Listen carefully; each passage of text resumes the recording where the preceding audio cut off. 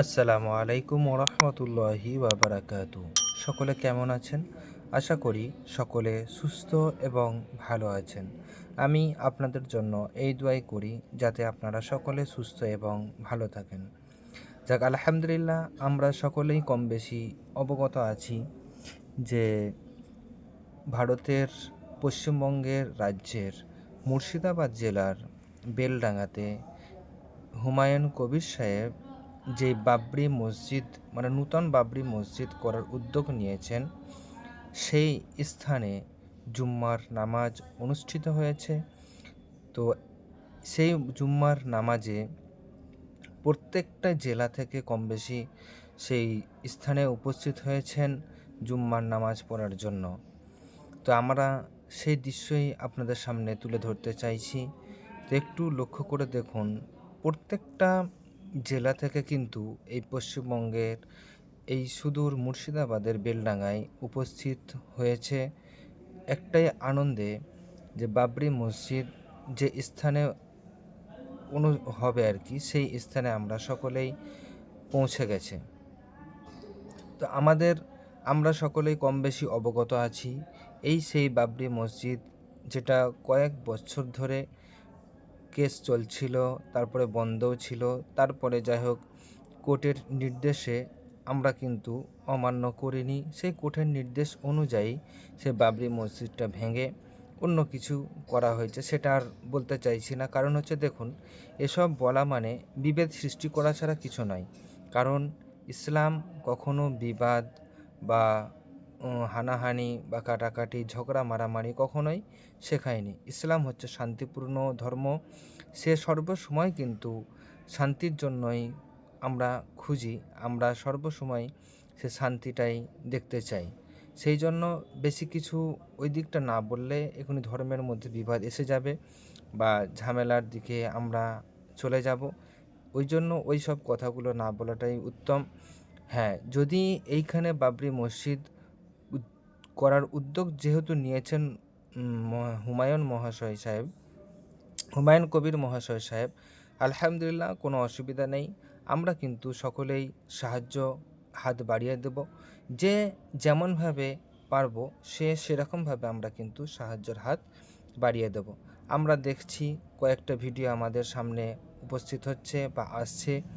কেউ অর্থ দিয়ে সাহায্য করছে, কেউ বা শ্রম দিয়ে সাহায্য করছে, কেউ কোনো সামান দিয়ে সাহায্য করছে। যে সমস্ত সামানপত্র লাগে একটা মসজিদ নির্মাণ করার জন্য, সে সমস্ত সামানও আমরা অনেকেই দেখছি যে নিয়ে যাচ্ছে। তো এতে আমাদের কী হবে, খুব সহজ হয়ে উঠবে সেই মসজিদটা উপাসনা করার জন্য বা সেই মসজিদটার কাজ সম্পূর্ণ করার জন্য। দেশ বিদেশ থেকে চাইছে যাতে আমরা সাহায্য করতে পারি। সেটার কি পরিস্থিতি আছে না আছে দেখুন, এতটাই ভিড় হয়ে গেছে, অনেকেই কিন্তু এখনও পর্যন্ত নামাজ পড়ার জন্য যে জায়গা, সেই সামান্যটুকু জায়গাও পেয়ে উঠতে পারছে না, বা সেই সামান্যটুকু জায়গাও আমরা দেখতে পাচ্ছি এটাই, যে সামান্যটুকু জায়গাও ব্লক হয়ে যাচ্ছে। এতটাই মানুষের মুসলমানদের মধ্যে এতটাই আনন্দিত আমরা সকলেই হয়েছি, বা সকলে নামাজ পড়ার জন্য গেছি, কিন্তু সেই স্থানটা অনেকটাই নাকি 25 বিঘার মতো, যাই হোক সেই 25 বিঘার মতো স্থানে বা জায়গাতে এতটাই আমাদের মুসলমানরা আনন্দিত হয়ে একত্রিত হয়েছে যে জুম্মা নামাজ পড়ার জন্য সে জায়গাটায় কম পড়ে গেছে। অনেকেই কিন্তু আমরা এখনও পর্যন্ত নামাজ পড়তে পারিনি, সাইডেই আছি।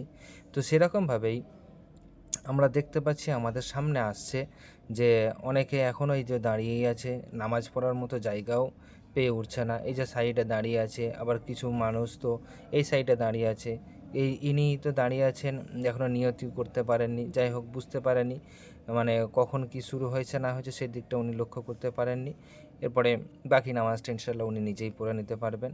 তো যাই হোক, এই যে এত বড় জায়গা, তো এতটাই মুসলমানরা আনন্দিত হয়েছে। সামনে কয়েকটা ভিডিও আসছে, অনেকে দেখা যাচ্ছে যে ইট নিয়ে যাচ্ছে, অনেক দূর দূরান্ত থেকে গলায় করে ঝুলিয়ে গামছায় বেঁধে নিয়ে যাচ্ছে বা মাথায় করে নিয়ে যাচ্ছে, অনেক দূর দূর থেকে নিয়ে যাচ্ছে। অনেক জায়গায় দেখা যাচ্ছে, অনেক ভিডিওতে সামনে আসছে, দেখা যাচ্ছে যে ওনারা মাথায় করে নিয়ে আসছে, পায়ে হেঁটে নিয়ে আসছে। যে একটা নিয়ত করে নিয়েছে নাকি যে আমি বাবরি মসজিদ যাব, সেই জন্য আমি পায়ে হেঁটে ইট নিয়ে যাব যাতে আমার সবটা আরও বেশি হয়। সবাই কিন্তু আখেরাতের দিকে তাকিয়েই সকলে কিন্তু দানের হাত বা অর্থের দিকে সাহায্য করা, সমস্ত দিক থেকে সাহায্য করতে সবাই প্রস্তুত হয়ে আসছে বা অগ্রসর হচ্ছে, আগের দিকে যাচ্ছে।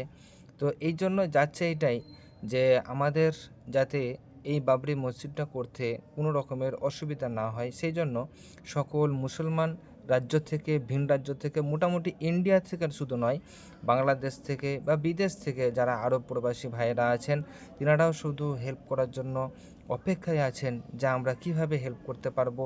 আমাদেরকে যদি একটু সহযোগিতা করা হয়, হেল্প করার মতো যে আমাদের একটু সহযোগিতা করা হয়, তাহলে আমরা উপকৃত হতাম।